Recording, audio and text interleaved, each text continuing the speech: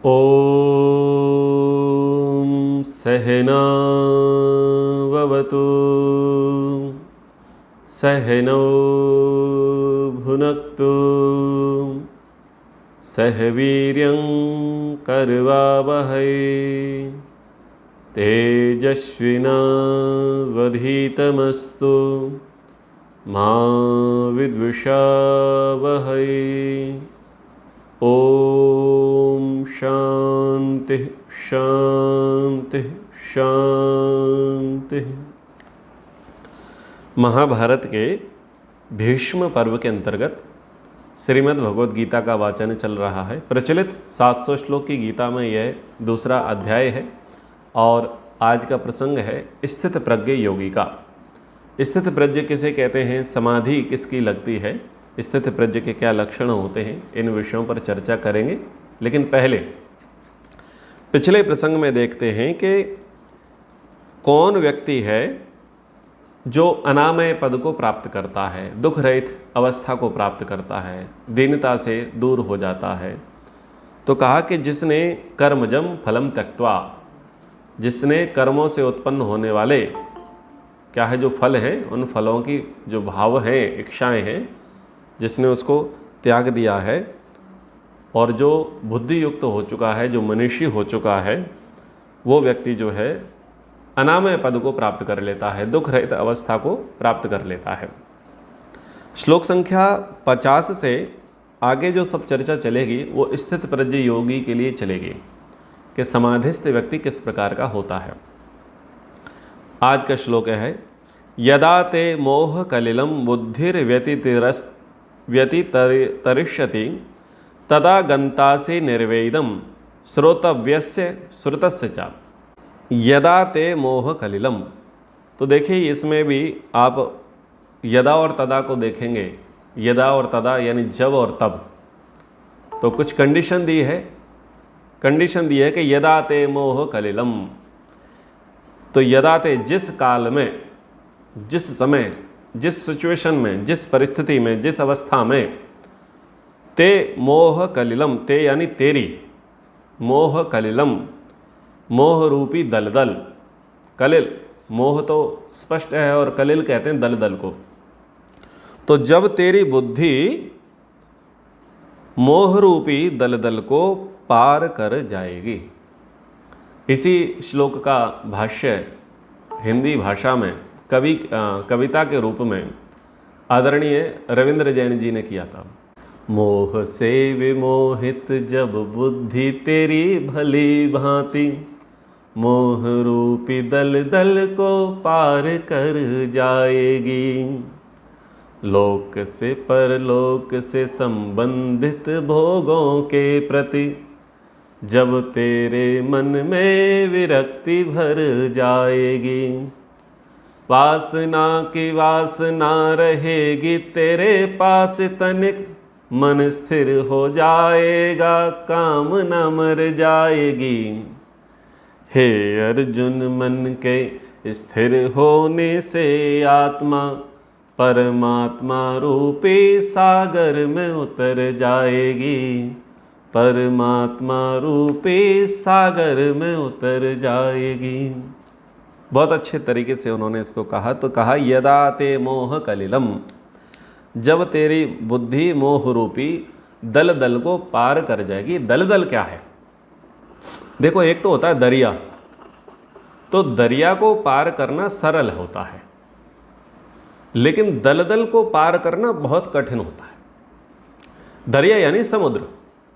तो समुद्र में तो तैरा जा सकता है, समुद्र में तो जाया जा सकता है, समुद्र से आया जा सकता है, लेकिन दलदल को तैरा नहीं जा सकता। न दलदल में जाया जा सकता, न दलदल से आया जा सकता।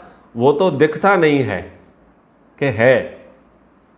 ये भी कैसा है? मृग मरीचिका के जैसा है। लगता है कि ठीक है, लेकिन फंस जाते हैं। लगता है कि यहाँ कुछ नहीं है, लेकिन पैर धरते हैं और धंस जाते हैं। और कितना धंस जाते हैं? बोले गले तक धंस जाते हैं। माँ की गुड़ में गड़ी रहे, पंख रहे लपटाए, हाथ मले और सिर धुने, लालच बुरी बलाए। तो मोह रूपी दलदल को जब वो पार कर जाएगी, ये मोह रूपी दलदल क्या है, तो उसको बहुत अच्छे से कहा कि श्रोतव्य से श्रुतस्य च। एक है सुना हुआ और एक है कि जिसको हम सुनेंगे। श्रोतव्य जो कुछ सुनना है और श्रुत जो कुछ सुना है। क्या सुना है, वहाँ जाएंगे तो ऐसा ऐसा है, तो वहाँ जाने की जो लालसा है, मोह, उस मोह में व्यक्ति ग्रसित है। जैसे कि ये जो मोह है इसने तो सबको आवृत कर रखा है, सबको घेर रखा है, और हम ये नहीं कह सकते कि हम मोह से ग्रसित नहीं हैं। हमको दूसरे मोह से ग्रसित अधिक दिखाई देते हैं। जैसे छोटे भाई का पजामा और बड़े भाई का कुर्ता पहनने वाले, वो सबसे ज़्यादा मोह से ग्रसित दिखाई देते हैं ना, क्योंकि उनको क्या लुभावना ऑफर दे रखा है, 72 हूर मिलेंगे, शराब की नदियाँ बहेंगी, और वो थूक दे तो शहर, वो पता नहीं समुद्र भी कैसा बन जाए, खारा समुद्र भी मीठा हो जाए, और वो इतनी लंबी चौड़ियाँ होंगी। तो सुना है कि जन्नत ऐसी है और वहाँ पर 72 हूरें मिलेंगी, वो वैसी होंगी। तो उस पर क्या है, व्यक्ति मोहित है, उस बात को लेकर के मोहित है, उसने खूब सुन रखा है। तो हमने बहुत सारी चीज़ों को सुना है, रूप के, रस के, शब्द के, स्पर्श के, गंध के, भोगों के प्रति हमने खूब बहुत कुछ सुन रखा है। और सुन रखा है इसलिए हम क्या कहते हैं, एक बार वहाँ जाएंगे जरूर। ठीक है, रूप का विषय है, हमने ताजमहल के बारे में खूब सुना है, जाएंगे जरूर। इंडिया गेट के बारे में बहुत सुना है, जाएंगे जरूर। महालक्ष्मी मंदिर के विषय में बहुत सुना है, जाएंगे जरूर। ठीक है, पटनी टॉप श्रीनगर के विषय में बहुत सुना है, जाएंगे जरूर। स्विट्जरलैंड के विषय में खूब सुना है, जाएंगे जरूर। यानी कुछ ऐसे सुना है जो रूप से संबंधित है। तो व्यक्ति किस में लगा है, वो रूप मुझे प्राप्त हो जाए, मैंने सुना है उसके विषय में, यानी आप उस सुने हुए विषय के प्रति मोहित हो। ठीक है, ऐसे ही रस, गोहाना की जलेबी 1 नंबर की है, आगरा के पेठे 1 नंबर के हैं, मथुरा के पेड़े 1 नंबर के हैं, और सूरत का नमकीन 1 नंबर का है, इंदौर के पोहे 1 नंबर के हैं, और खाकरा गुजरातियों का 1 नंबर का है। तो सुन रखा है, रस में सुन रखा है कि भाई वहाँ का स्वाद ऐसा है और एक बार चलेंगे जरूर, वहाँ का खाना, वहाँ का पीना 1 नंबर का है। तो सुना बहुत है, तो ये है रस का। ऐसे ही सुना है शब्द के विषय में कि यार उनकी आवाज़ जो है वाह गजब की है, मंत्रमुग्ध हो जाते हैं, इतना बढ़िया बोलते हैं, इतना बढ़िया सितार का वादन करते हैं, मृदंग का वादन करते हैं, बांसुरी वादन करते हैं, शंख उच्चारण करते हैं, मंत्र उच्चारण करते हैं, कुछ भी है वो शब्द के विषय में सुना है कि बहुत अच्छा है, मंत्रमुग्ध कर देते हैं। तो वो सुना हुआ है तो उसके लिए जाएंगे, सुनने के लिए जाएंगे। तो बहुतों को देखने के लिए जाते हैं, बहुतों को खाने को जाते हैं, बहुतों को सुनने के लिए जाते हैं, और बहुतों को छूने जाते हैं। छूने का भी तगड़ा मोह है। अगर उनको छू लिया है तो हमारा जीवन कैसा है, सफल हो जाएगा। तो छुएंगे और चूमेंगे काबा में जा करके, काबा जाएंगे, मक्का मदीना जाएंगे, तो वहाँ पर क्या है सबसे बड़ा आकर्षण, छूना और चूमना। परिक्रमा लगाएंगे कटी वस्त्र पहन करके, छुएंगे और चूमेंगे। बस यही कहानी हमारे तीर्थों की है। द्वारकाधीश के दर्शन जाएंगे, सोमनाथ जाएंगे, बद्रीनाथ जाएंगे, केदारनाथ जाएंगे, रामेश्वरम जाएंगे, यहाँ जाएंगे, वहाँ जाएंगे। तो छूना है, स्पर्श करना है, छूना है, चूमना है। तो वो भी यानी स्पर्श से संबंधित भोगों के प्रति भी क्या है, एक आसक्ति है, एक रुचि है, एक अभिलाषा है कि हमारा ध्येय है, लक्ष्य है जीवन का। यानी ये क्या है, ये है मोह। बस जीवन में एक बार चारों धाम तो करना है, जीवन में एक बार तो चारों धाम करना है। गंगा में तो स्नान करना है, और भाई मरने से पहले एक बार भागवत तो कराना है। ठीक है, आप देखो ये है सुने हुए के प्रति आसक्ति। ये सुने हुए के प्रति आसक्ति है। आपने सुन रखा है तो सुने हुए चीज़ों के प्रति ऐसे ऐसे आपने आसक्ति है। क्या क्या सुना है, रूप के विषय में, रस के विषय में, शब्द के विषय में, स्पर्श के विषय में, गंध के विषय में। और आपने ये भी सुना है स्पेस यानी खाली स्थान, वहाँ जाएंगे तो बड़ी शांति है। कहाँ जाएंगे, पुडुचेरी जाएंगे, पुडुचेरी कहाँ जाएंगे? बोले अरविंद जी के आश्रम जाएंगे। बोले वहाँ पर क्या? बोले शांति है, वहाँ सब कुछ पीसफुल है, सब कुछ शांत है, सब लोग चुप रहते हैं। कहाँ जाना है? बोले जंगलों में, ऋषिकेश पहाड़ों में जाना है, ट्री हाउस बनाना है, शांति से रहना है, स्पेस, लीव मी अलोन, मुझे अकेला छोड़ दो, मैं अकेला रहना चाहता हूँ, अकेला रहना चाहती हूँ, स्पेस। तो सुना हुआ है कि वहाँ अकेले रहने से ऐसा होता है, वहाँ खाने से ऐसा होता है, वहाँ जाने से ऐसा होता है, वहाँ सुनने से ऐसा होता है। तो सुने हुए विषयों के प्रति हमारा मोह है, ये है मोह रूपी दलदल। और सुरतस्य चा, सुन रखा है, सुन रखा है, बहुत कुछ सुन रखा है, बहुत कुछ सुना रखा है। अब समस्या यही है कि भाई करें कैसे? हमने तो ऐसा सुन रखा है, आप ऐसी बात करते हो, हमने तो ये सुन रखा है। अब ये सब कहानी हमारे साथ है।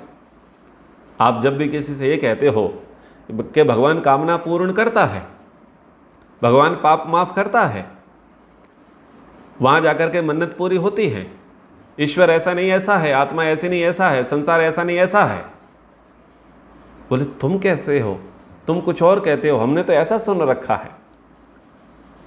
तो सुने हुए के प्रति भी मोह है भाई जी। वो मेहंदीपुर बालाजी 1 नंबर, ये हमने सुन रखा है, हमने देख रखा है, तो हमारी आस्था वहीं पर है, बदलेगी नहीं। तो व्यक्ति दोनों चीज़ों पर मोहित है। एक जो उसने अभी तक सुन रखा है, यानी देख रखा है, यानी अनुभूत किया है, यानी रूप का, रस का, शब्द का, स्पर्श का, गंध का भोग जिसने किया है, जिसको टेस्ट लगा हुआ है, जिसने स्वाद चखा हुआ है, तो वो है सुना हुआ।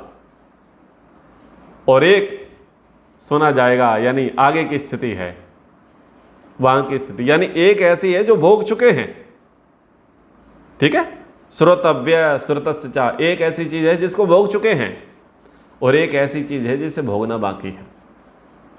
तो इन दोनों के लिए क्या है कि अभी क्या है? मोह है, इनके प्रति आसक्ति है, और ये क्या है? ये मोह रूपी दलदल है।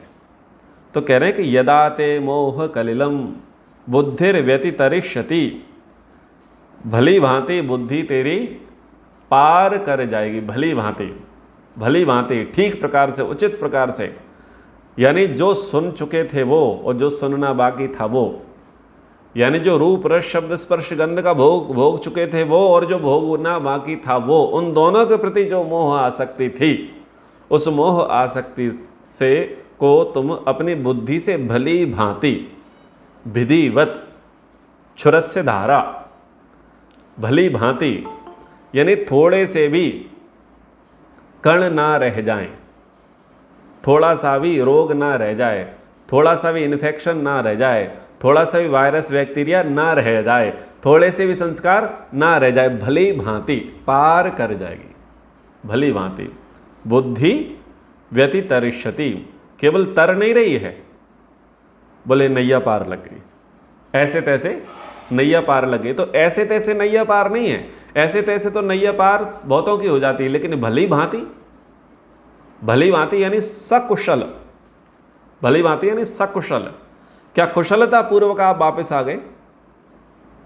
कुशलता पूर्वक मतलब आप में कुछ लेपन तो नहीं लगा, आप कुछ परेशान तो नहीं हुए, आपका कुछ चला तो नहीं गया, आप में कुछ अतिरिक्त आ तो नहीं गया। क्या भली भांति आपने पार कर ली है। तदा गंतासी निर्वेदम, तदा गंतासी निर्वेदम, तो फिर वो क्या कर लेता है? वैराग्य को क्या करता है? प्राप्त कर लेता है। तब वैराग्य को प्राप्त करता है। कब? जब मोह रूपी दलदल से बुद्धि भली भांति पार हो जाती है, तब जाकर के व्यक्ति वैराग्य को प्राप्त करता है। त्याग में तो केवल तरता है, त्याग में तो केवल निकलता है, लेकिन वैराग्य में वो भली भांति निकलता है। देखो त्याग में क्या है कि हम छोड़ रहे हैं, लेकिन छोड़ते समय कुछ न कुछ अंश उसके पास हमारे हैं और कुछ न कुछ उसके अंश हमारे पास हैं त्याग में। हाँ जी, उसके विषय में क्या हुआ जी? हमने छोड़ दिया, यानी अभी कुछ है तो सही, हमने किसी को छोड़ा है या किसी ने हमको छोड़ा है, यानी अभी उसके कुछ कण हैं तो हैं, लेकिन वैराग्य में नहीं पता। वैराग्य में नहीं पता हमने उसको छोड़ा या उसने हमको छोड़ा या किया कभी पकड़ा ही था, वैराग्य हो गया, अब तो विषय से कोई संबंध नहीं रहा। तो ये कहा यदा ते मोह कलिलम, हे अर्जुन जब तेरी बुद्धि भली भांति मोह रूपी दलदल को पार कर जाएगी, तब जो है तू एक परम शांति को, एक अच्छी अवस्था को प्राप्त करेगा, तो मुनि बन जाएगा, तेरी आगे अच्छी गति हो जाएगी। और उसी बात को आगे कहा, श्रुति विप्रतिपन्ना ते यदा स्थास्यति निश्चला समाधावचला बुद्धिस्तदा योगम अवाप्स्यसि। तो यदा और तदा पहले के श्लोक में था और यदा और तदा यहाँ पर भी है। तो श्रुति विप्रतिपन्ना यानी भांति भांति के वचनों को सुनने से जो बुद्धि विप्रतिपन्न हुई है, जो विचलित हुई है, पिछले प्रसंग में जो था ना, श्रुतस्य श्रोतव्य, जो बहुत कुछ पहले सुन रखा है और जो सुनना बाकी है, जो बहुत कुछ पहले भोग रखा है और जो भोगना बाकी है, जिनके प्रति मोहासक्ति थी, तो बोले जब तक ये जो भली भांति भांति की चीज़ें तुमने सुन रखी हैं या तुमने सुना रखी हैं, जब तक ये चीज़ें जो हैं पूरी तरीके से नष्ट नहीं होंगी और तेरी बुद्धि स्थिर अचल अडिग नहीं होगी, तब तक तुझे समाधि की प्राप्ति नहीं होगी। समाधि की प्राप्ति के लिए क्या आवश्यकता है? समाधि यानी योग को कहते हैं। तब तक तेरा योग नहीं होगा। यानी योग कब होगा? जब किसी से वियोग होगा पूर्ण रूप से। किसी से पूर्ण रूप से वियोग करना है तब जाकर के किसी से पूर्ण रूप वियोग होगा। यानी किसी से आपको अच्छे प्रकार से छूटना है और अच्छे प्रकार से छूट करके फिर किसी के साथ अच्छे प्रकार से जुड़ना है। गीत है ना, किसी से मिलन है किसी से जुदाई, नए रिश्तों ने तोड़ा नाता पुराना। ठीक है ना? यानी संसार से विधिवत छूट रहे हैं, विधिवत छूट रहे हैं, संसार से भली भांति छूट रहे हैं और संसार पति से भली भांति जुड़ रहे हैं, विधिवत जुड़ रहे हैं। यानी किसी के प्रति अट्रैक्शन और किसी के प्रति डिस्ट्रैक्शन, यानी किसी के प्रति लगाव अच्छे प्रकार से हो रहा है और किसी के प्रति छूटना है वो अच्छी प्रकार से हो रहा है। तो ये छूटना और ये जुड़ना भली भांति होना चाहिए। तो ये जो भांति भांति के वचनों को सुन करके जो तेरी बुद्धि विचलित हुई है, ऐसे में व्यक्ति कैसा होता है? अस्थिर मति का होता है। आप देखिए ज्यादातर हम सब लोगों की स्थिति कैसी है? अस्थिर मति वाली है। और इसमें आपको कोई सरल उदाहरण दूं तो वो यही है कि जब आप आर्य विचारधारा में आते हैं, आर्य विचारधारा में आते हैं, अब आप आर्य समाजों के सत्संग करते हैं, तो आपकी बुद्धि जो है बहुत सारे विषयों को सुन करके आई हुई होती है और आर्य समाज के सत्संगों में आपको कुछ नई प्रकार की चीज़ें सुनने को मिलती हैं। तो ऐसे में आप अस्थिर चित्त वाले हो जाते हैं। बहुत सारी शंकाएं आपको घेर लेती हैं, बहुत सारे जिज्ञासाओं के बादल आपके भीतर उमड़ते हैं, बहुत सारे प्रश्न आपके अंदर रहते हैं और बहुत सारी बेचैनी आपके भीतर रहती है। कब होती है? जब आप बहुत कुछ सुन सुना करके आए हुए होते हैं और फिर आपको कुछ नया सुनने को मिलता है। तो ऐसे में क्या होते हैं? आप विचलित हो जाते हैं, आप हतप्रद हो जाते हैं, आपको समझ में नहीं आता कि भाई वास्तव में करना क्या चाहिए। सिर पकड़ करके व्यक्ति बैठ जाता है। यानी स्थिर मति नहीं है, स्थिर बुद्धि नहीं है। हमने तो बहुत कुछ सुन रखा था, अब देखो क्या सुनने को मिल रहा है। अरे हम तो इतनी डायरियां भर दी राम राम लिख लिख करके, हैं? इतनी यात्राएं कर ली। हर एकादशी पूर्णिमा को गिरिराज जी की यात्रा जाते थे, परिक्रमा करने के जाते, मातानुमढ़, माता के मठ जाते थे। सूरत से लेकर के सीधा कच्छ तक पैदल यात्रा किया करते थे माता जी के लिए।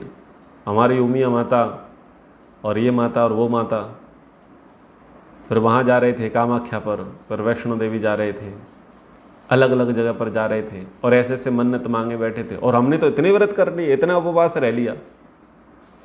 और आप कह रहे हो कि व्रत उपवास इस प्रकार से नहीं होते, इस प्रकार से होते हैं। तो श्रुति जो है, जो सुना है, वो कैसा हो रहा है कि भांति भांति के वचनों को सुनकर के बुद्धि अस्थिर हो रखी है। चंचल बुद्धि हो चुकी है। तो यहाँ पर कह रहे हैं कि श्रुति विप्रतिपन्ना ते यदा स्थास्यति निश्चला, जब तक तेरी बुद्धि ये अलग अलग प्रकार के भांति भांति के वचनों को सुन करके जो विचलित हुई है, ये विचलित बुद्धि जब तक निश्चल नहीं होगी, अचल नहीं होगी, अडिग नहीं होगी, तब तक समाधौ अचला, तब तक समाधि की प्राप्ति नहीं होगी।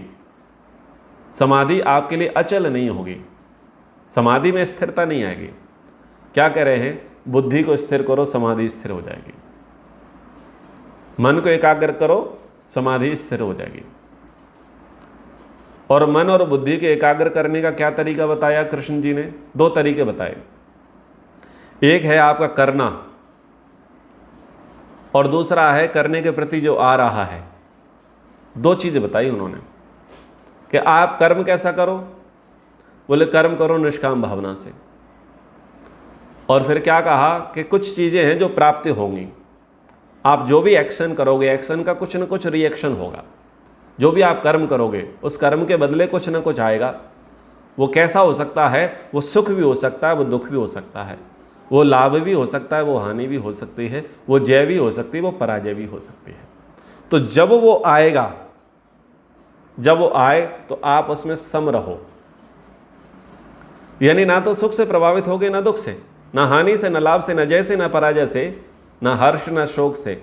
जब आप प्रभावित नहीं होगे, सम रहोगे, और इसके बाद आप अपनी बुद्धि को एकाग्र कर लोगे। बहुत कुछ सुन रखा है, बहुत कुछ सुनना बाकी है, बहुत कुछ देख रखा है, बहुत कुछ देखना बाकी है। उनके प्रति जो लालसा है, भोगों के प्रति, भाई इतना तो घूम लिया है, यूरोप तो घूम लिए हैं, यूरोप पूरा घूम लिया है, अब क्या घूमना बाकी है? बोले अमेरिका घूमना बाकी है, अमेरिका पूरा घूम लिया है, अफ्रीका घूमना बाकी है। अरे सब घूम लिए, एशिया तो घूम ही नहीं थे, सब घूम लिए, एशिया तो घूम ही नहीं था। होता ऐसा ही है।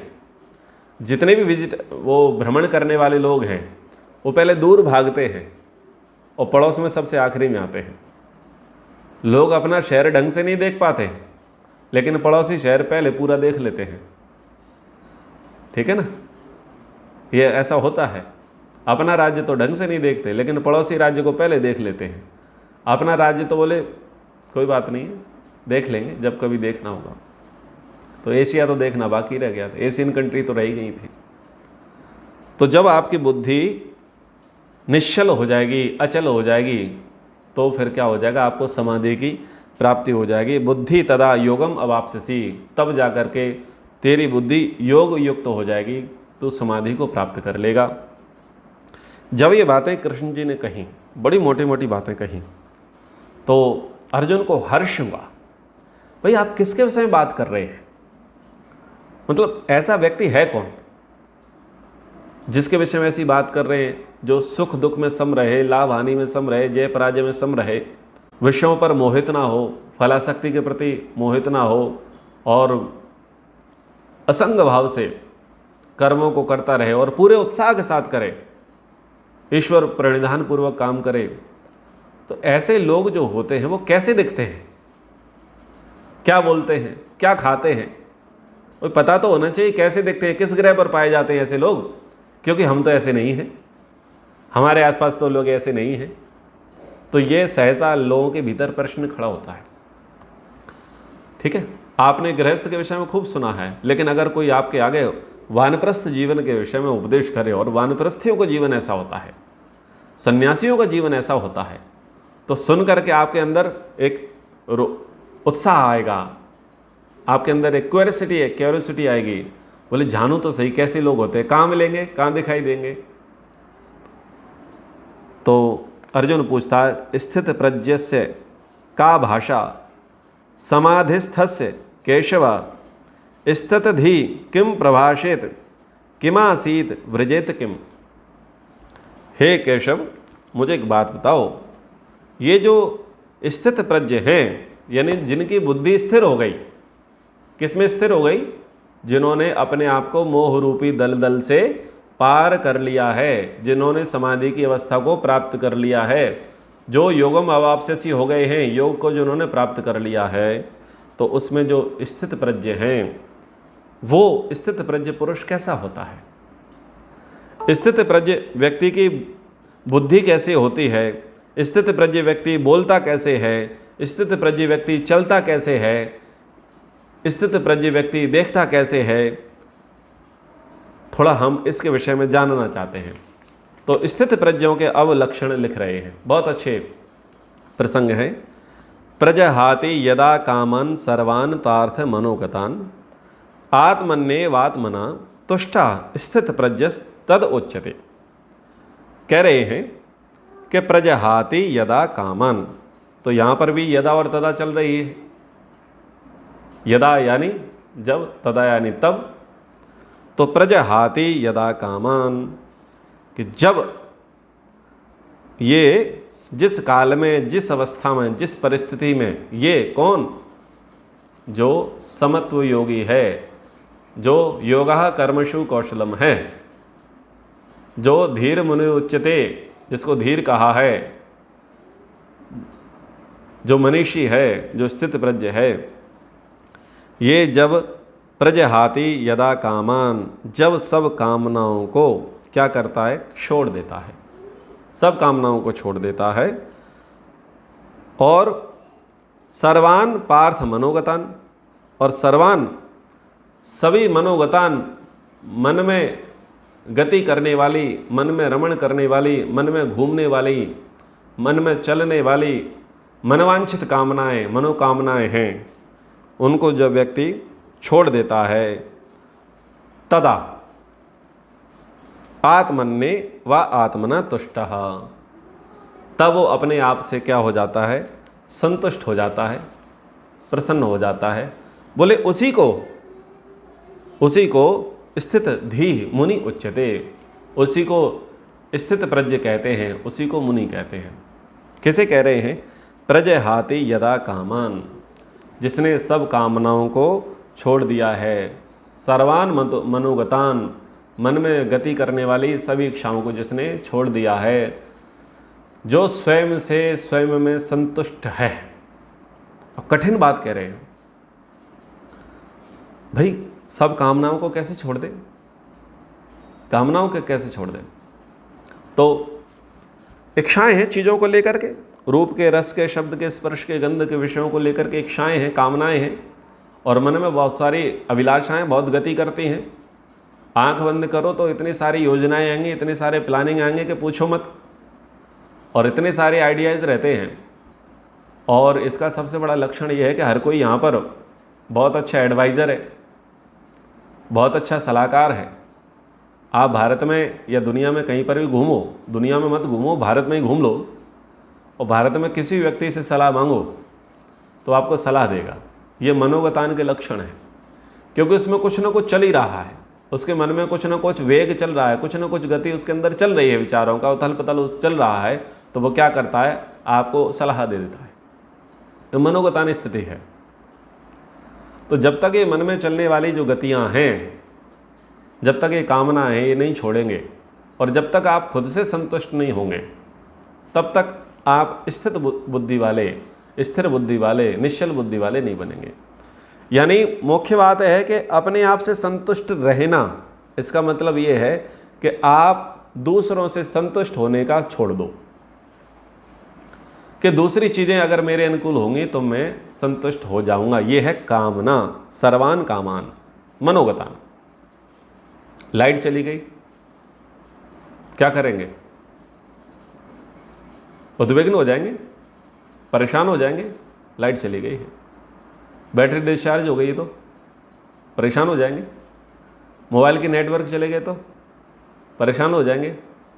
आज दिन भर से किसी का मैसेज, फ़ोन ही नहीं आया तो क्या हो गए, परेशान हो गए, परेशान हो गए। और सुबह सुबह चाय नहीं मिली तो परेशान हो गए।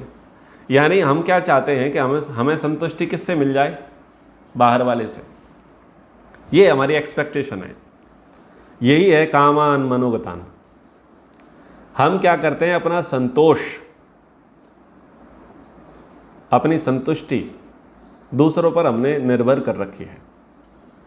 ऐसा डिज़ाइन करके दे दो, ऐसे कपड़े बना करके दे दो, ऐसा घर बना करके दे दो, ऐसी कार करके दे दो, यानी हमारा सबसे ज़्यादा जो फोकस है वो बाहर ही है, और हम ये प्रयास करते हैं कि अगर तुम ये ठीक कर दोगे तो मैं संतोष को प्राप्त कर लूँगी या मैं संतोषी हो जाऊँगा।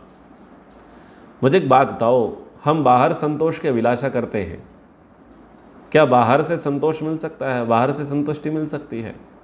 नहीं मिल सकती। जब तक आप अपने भीतर स्वयं से संतुष्ट नहीं होंगे तब तक आपको दुनिया में बाहर से कोई व्यक्ति संतुष्ट नहीं कर सकता।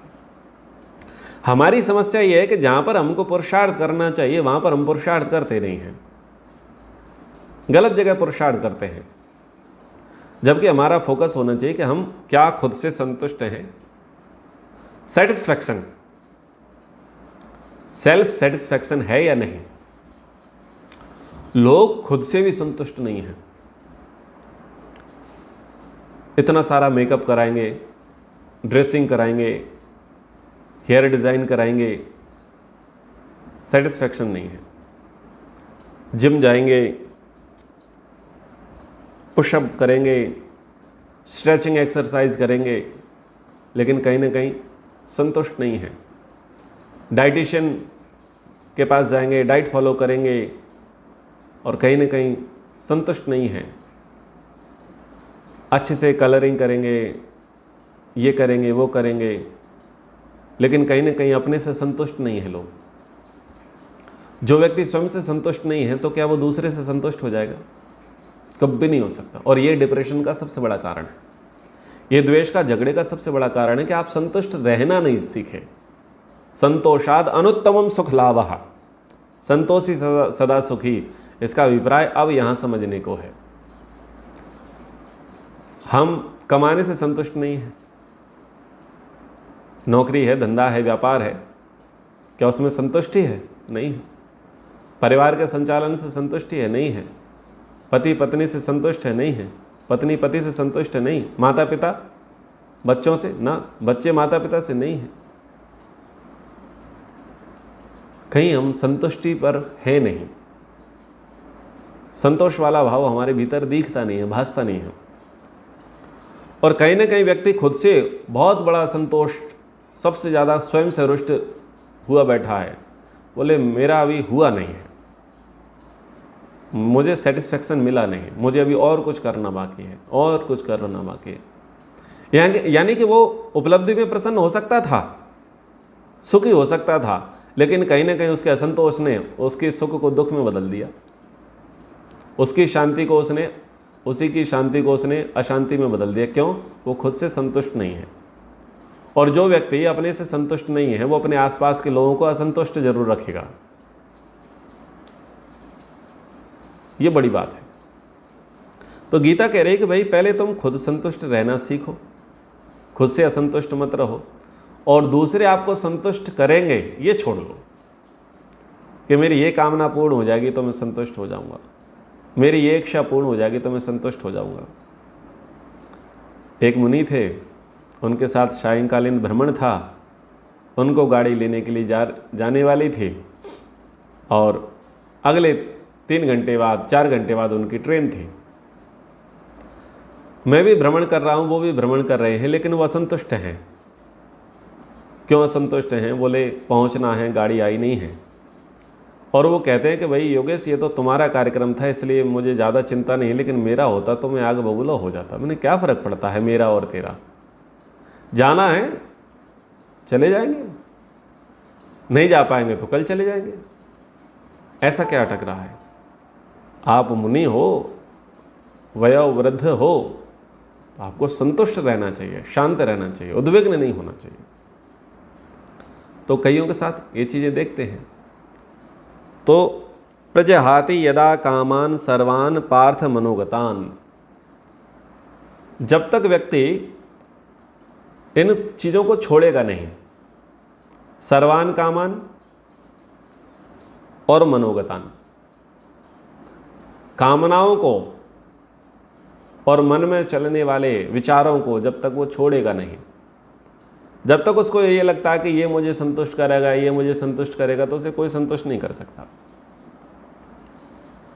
अब मैं अपनी दीदी से मिला, उन्होंने कहा कि जब तक बेटे का ब्याह नहीं होगा, मेरा मन शांत नहीं होगा, मैं गुरुकुल कैसे जाऊंगा। मैंने कहा दीदी कभी लिख के देता हूँ, आपको ऐसा लगता है कि आपके पुत्र का विवाह हो जाए और फिर आप गुरुकुल चली जाओ, संभव नहीं है। उसके बाद आप सोचोगे कि बहू आ जाए और वो सेटल हो जाए, दोनों के विचार मिल जाएं, फिर आप सोचोगे तब मैं चली जाऊंगी, फिर सोचोगे अच्छा बच्चा भी हो जाए, फिर मैं चली जाऊंगी। मैंने कहा ना आप घर छोड़ पाओगे ना आप गुरुकुल पहुंच पाओगे, क्योंकि आपको लगता है कि आपकी संतुष्टि इस बात पर निर्भर करती है कि बेटे का विवाह हो जाए। क्या गारंटी है कि बेटे का विवाह होने पर वो बहू घर संभालने वाली हो ही जाएगी और आपकी जिम्मेदारियां पूरी हो ही जाएंगी? कोई गारंटी नहीं है। इसलिए मैंने कहा कि आप खुद से संतुष्ट रहना सीखिए, अपनी संतुष्टि दूसरे पर मत ढूंढिए कि मेरा ये काम हो जाए तो मैं गंगा नहा लूँ। ये सब माताओं की कहानी है पूरे भारत में। बस बेटे का ऐसा हो जाए, बेटी का ऐसा हो जाए, घर ऐसा बन जाए, ये चीज़ आ जाए, इतना और हो जाए तो मैं फ्री हो जाऊंगी। यानी आपने अपना संतोष जो है गिरवी कर रखा है। बस एक बार बेटे की नौकरी लग जाए, बेटे की नौकरी लग जाए, अच्छा घर वर मिल जाए, अच्छा सेटलमेंट हो जाए, बस फिर मैं बस तैयार हूँ। हर माता का यही डायलॉग है, सब माताओं का यही डायलॉग है, फेमस डायलॉग है कि बस ये इतना कर ले, बहू इतना कर ले, बड़ी इतना कर ले, छोटी इतना कर ले, बड़ा इतना कर ले, छोटा इतना कर ले, ये इतना कर ले, वो इतना कर ले, फिर मैं ये कर लूँगी। यानी वो अपनी संतुष्टि उसने दूसरे पर थोप रखी है। तो मेरी प्यारी माताओं, अपनी संतुष्टि दूसरे पर मत थोपो, आप खुद से संतुष्ट रहना सीखिए। आप ये सोचो कि आपके घर में कोई रहने वाला व्यक्ति या घर के निकट रहने वाला व्यक्ति या घर से संबंध रखने वाला व्यक्ति आपको आपकी कामना पूर्ण कर देगा, आपको मनोवांछित फल दे देगा, आपकी इच्छाएं पूर्ण कर देगा तो आप संतुष्ट हो जाओगे ना, नहीं हो सकते। कोई आज तक संतुष्ट नहीं हुआ है। जब तक आप अपने भीतर संतोष ना खोजोगे, जब तक आप अपने वर्तमान कार्य से, वर्तमान स्थिति से आप अपने भीतर संतोष लेकर के नहीं आओगे, आपको संतोष कभी प्राप्त नहीं हो सकता, जिंदगी में प्राप्त नहीं हो सकता।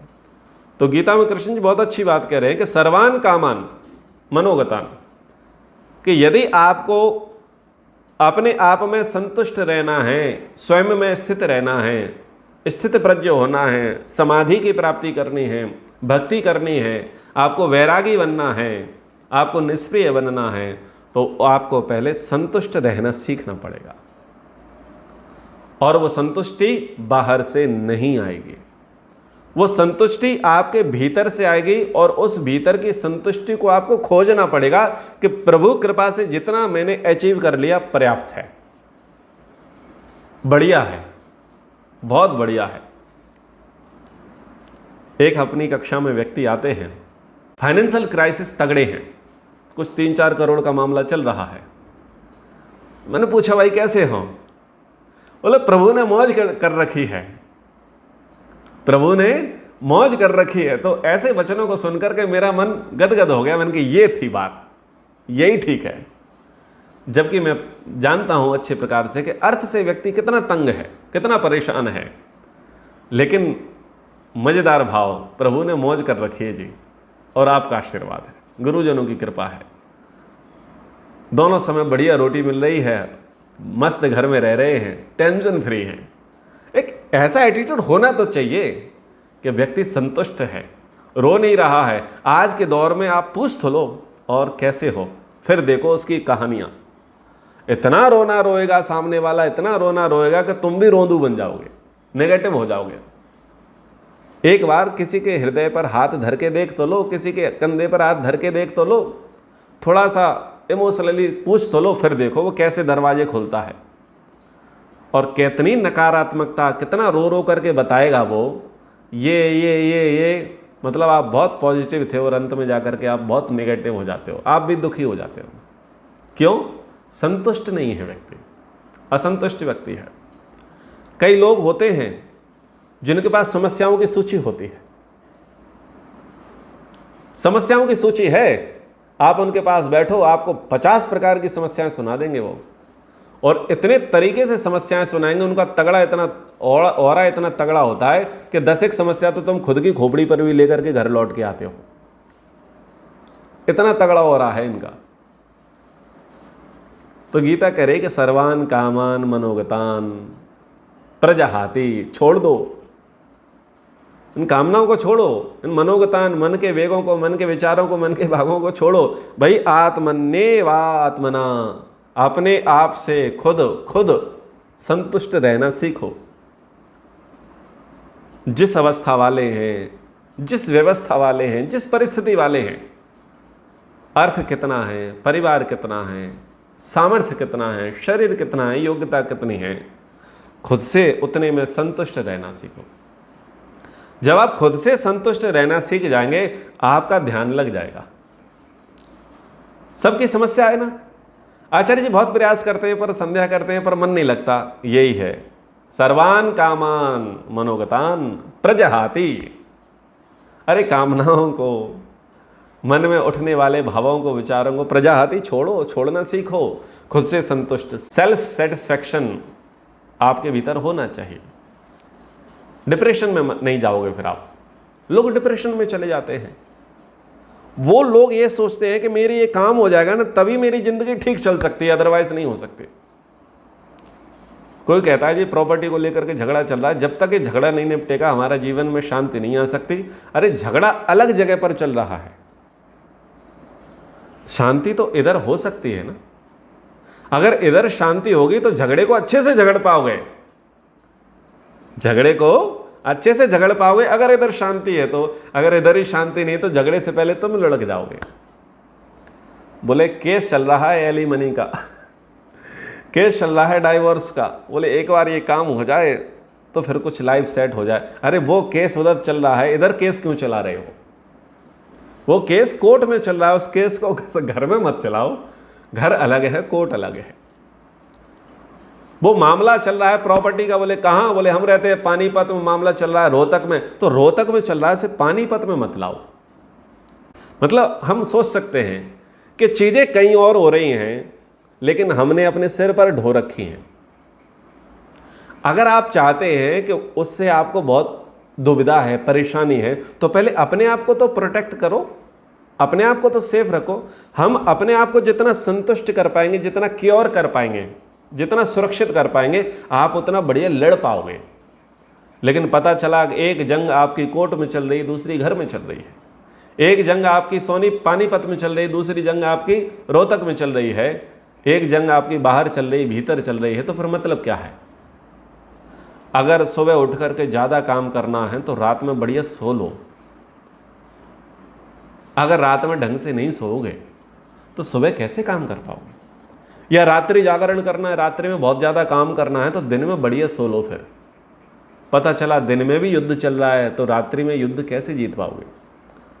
यानी आपके झगड़े चल रहे हैं, आपके विवाद चल रहे हैं, पारिवारिक व्यक्तिगत मामले चल रहे हैं, तो यदि आप उनमें जीतना चाहते हैं तो कम से कम यहां तो मत लड़ो, यहां तो मत हारो, यहां तो कम से कम शांति बनाए रखो। क्योंकि इससे क्या होगा, एनर्जी आप गेन कर पाएंगे, आप अपनी एक अच्छी एक स्थिति को आप बना पाएंगे।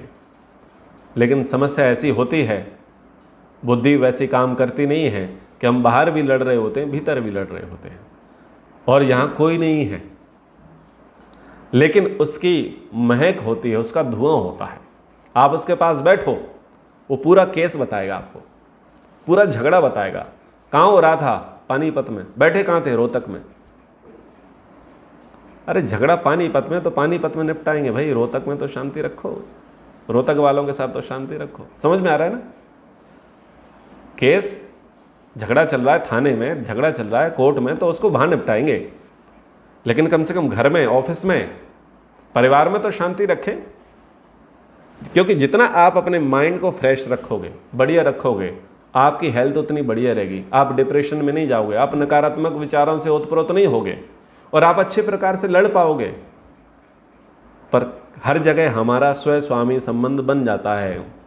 सर्वान कामान मनोगतान, मतलब मान लेते हैं कि बस जब तक ये बाहरी चीज़ नहीं होंगी तब तक हमारा आंतरिक चीज़ें ठीक नहीं होंगी। तो कह रहे हैं कि आत्मन्य वात्मना, हमें अपने आप से संतुष्ट रहना पड़ेगा। अंजू जी समझ में आ रहा है ना? अपने से संतुष्ट रहना पड़ेगा। अगर हमको लगेगा नहीं वो ये और वो और ये और वो, मित्र और देरानी जेठानी, सास, ये वो, पति पत्नी प्रतियोगिता, ना भाई, कुछ नहीं हो सकता। हम तो आर्य समझ जाते हैं पर ये नहीं जाते। सबकी अपनी अपनी समस्या है ना। तो हम खुद से संतुष्ट रहना सीखें। हमको लगता है कि बस ये ठीक हो जाएगा तो हम ठीक हो जाएंगे, ऐसा नहीं है। ये हर घर की समस्या है कि हमने अपनी संतुष्टि को दूसरे के सिर पर छोड़ रखा है, अपने संतोष को, अपने सुख को दूसरे के सिर पर छोड़ रखा है। हम ये मानते हैं कि जब तक ये नहीं होगा तब तक ये नहीं होगा ना, इसी को स्वयं स्वामी संबंध कह रहे हैं।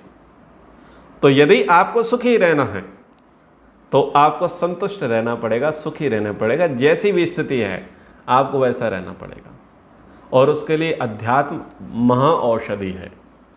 बिना अध्यात्म के, बिना धर्म के, बिना भक्ति के आप तनाव से मुक्त नहीं हो सकते, आप शांत नहीं रह सकते, और आप विजय नहीं पा सकते, ना बाहरी चीज़ों पर ना भीतरी चीज़ों पर। किसी कवि ने लिखा और बहुत अच्छा लिखा कि सीताराम सीताराम सीताराम कहिए, जाहे विद राखे राम ताहे विद रहिए।